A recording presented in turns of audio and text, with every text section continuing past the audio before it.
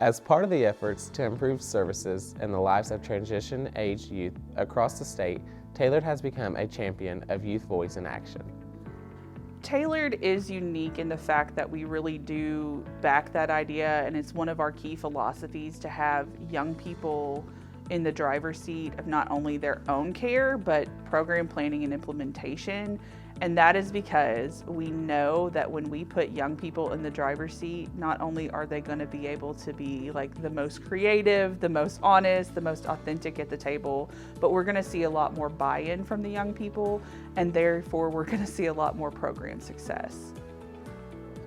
We view youth voice or youth leadership as bringing young people with lived behavioral health expertise to the table as equal partners and consultants who use their knowledge, skills, and insight to enhance the programs and initiatives designed to support the transition-age youth of Kentucky. To have lived expertise in behavioral health means a person has knowledge and skills related to firsthand experience living day-to-day with a mental health or substance use challenge. This type of expertise is very valuable, and it can only be gained by authentic life experience and not by schooling or studying.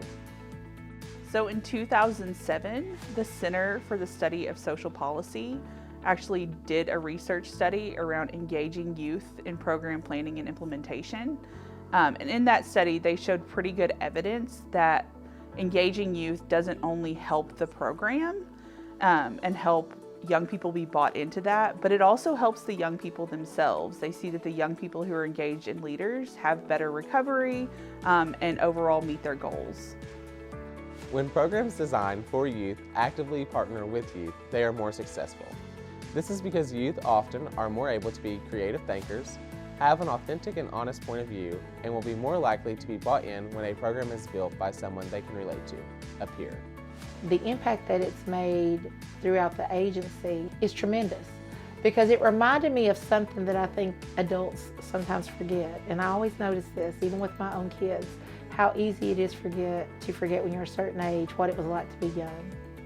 And you fall into these roles as parent, as the adult, as the CEO, as this or that with authority, and you forget what it was like to be their age. And everyone's saying, you must do this. I don't care, you have to do it my way, and what that felt like. And so we wanted to create a space that was different than that. And I think we have done that. And what that did for me is to remind me that, hey, throughout the agency, there's other opportunities to carry that same kind of atmosphere, the same kind of feeling. And that's changed a lot of the ways that we look at a lot of our programs. I've been able to partner with youth in really amazing ways and watching them learn leadership skills and implement those, and then move right on up from making decisions about their own lives to informing policies and programs that impact other young people and their families. So it's been an amazing journey, and just looking at these, preparing for this interview made me think about the way I've interacted with young people and helped them and let them help me started very much at the individual level, program, system, and policy, much like we talk about all the levels in which youth need to be engaged. Being involved as a youth leader has helped me personally by really making me self-confident and taking away my insecurities regarding myself as a young professional and a youth leader. Having your voice heard as a young person, and not only heard but respected, is super powerful in making you kind of more confident in those arenas. So that's really where it helped me. And then as for how it's helped the agency, we work with young people. We work with young people not just in the centers, but we work with them in our schools and our outpatients.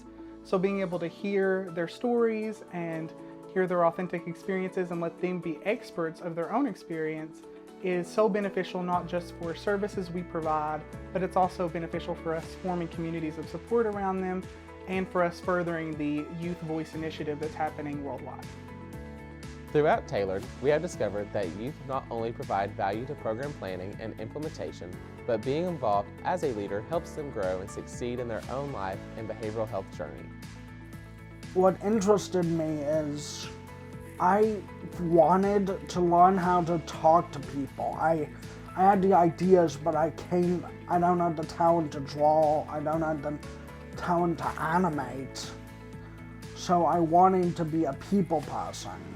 My nana says I was always the life of the party, so I wanted to learn how to lead people in projects so I could one day maybe have like my own animated show or my own stories being on the big screen. Partnering with youth leaders who have lived expertise takes real investment, but the payoff is always worth it.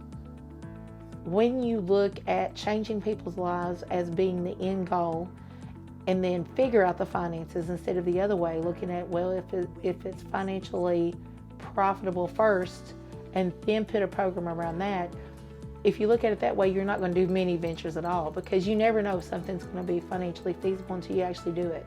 And you can study it and you can analyze it and you can predict, of course, but until you actually see the significance in people's lives and what that does. And that's what these agencies are for. That's what a nonprofit community agency is for, is to change lives. We're not, that's why it says nonprofit.